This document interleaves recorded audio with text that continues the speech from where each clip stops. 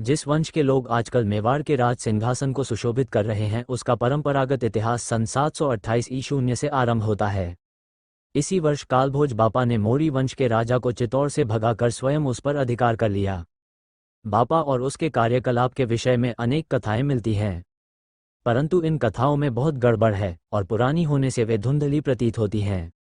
इस कारण इस सिसोदिया वंश के पूर्व पुरुष का ऐतिहासिक चित्र पूरा खींचना एक दुस्तर कार्य है। कहा जाता है कि जब मोहम्मद बिन कासिम ने सिंध देश को विजय कर पूर्व की ओर प्रस्थान किया तब कालभोज ने ही भारतवर्ष पर मुसलमानों के आक्रमण को रोका था।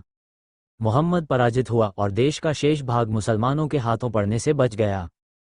उसने सन 754 ई में अपनी राज्य सत्ता का परित्याग कर दिया।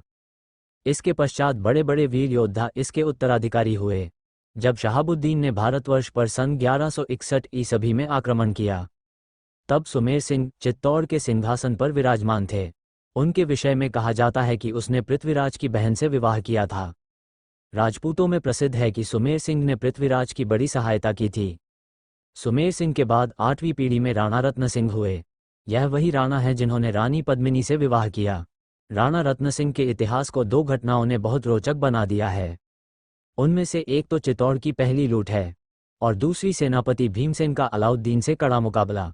महारानी पद्मिनी की वीरता के संबंध में कुछ अधिक कहने की आवश्यकता नहीं।